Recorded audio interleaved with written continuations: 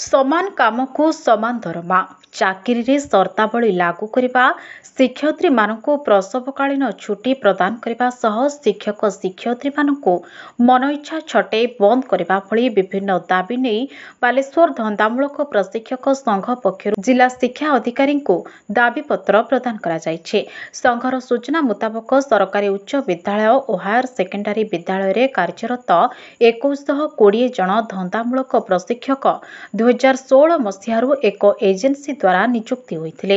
तेबे सही एजेंसी वर्तमान सुधा 9 जन को कार्यरू छटई करिछि।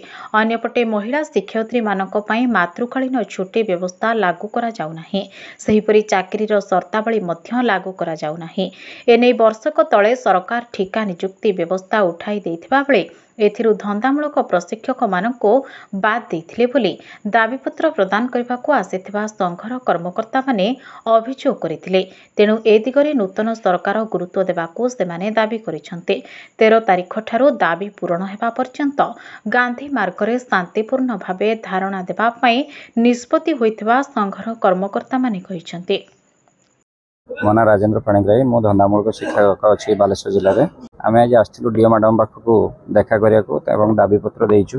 आम 2016 मसीह राज्य सरकार अधीन थिबा सरकारी उच्च विद्यालय धंदामूलक शिक्षा भाव में कार्य कर आसु। पूर्व सरकार आमको अनेक समय प्रतिश्रुति देते आज पर्यंत आम चाकरीर स्थायित्व एवं दरमा वृद्धि कौन निष्पत्ति नेले ना। बर्तमान आम आशा करुचु नूतन सरकार बा आम सरकार जे मोहन सरकार अच्छा आम से अनुसार आसीलु मैडम को दरखास्त देलु जे आमर किसी गोटे विधिवत व्यवस्था हो 60 वर्ष पर्यंत चाकरीर स्थायित्व ता सहित सामान काम को सामान दरमा एवं जो मैंने आमर महिला अच्छा शिक्षयित्री से मातृत्वकालीन छुट्टी मिलूना से सब विषय आम आनी दाबी जनईचु। मैडम प्रतिश्रुति देते आम सरकार को विषय अवगत करूँ।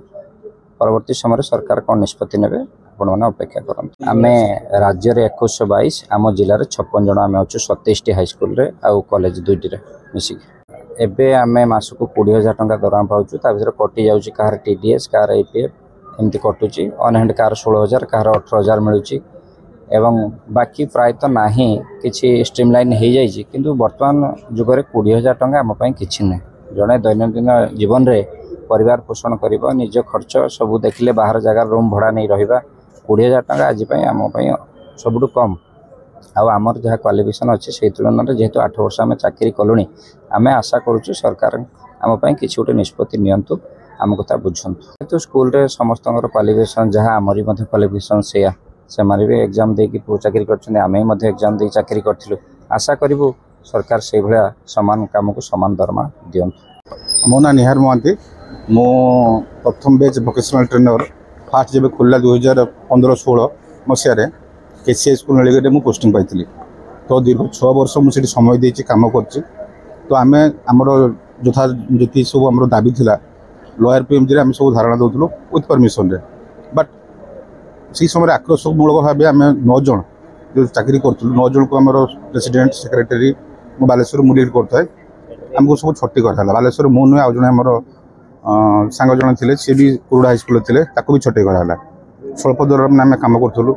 तो आमर दाबी आम जाइलु राजरास्ता ओल्लू बसलु हेले सरकार आम कथा शुणिले तो ना आमको छुट्टी करदे। तो दीर्घ 6 वर्ष गोटे कैरियर माने जीवन जो कैरियर आम समय देलु से स्कूल को प्राय 600-700 पिला भी पास करते प्रति वर्ष।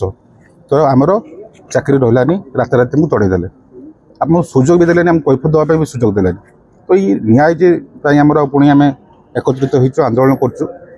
तो मुझे सरकार को आप माध्यम अनुरोध करी जो मैंने छुट्टी होती 9 जन ताकू पुनः स्थापित कर जाऊ।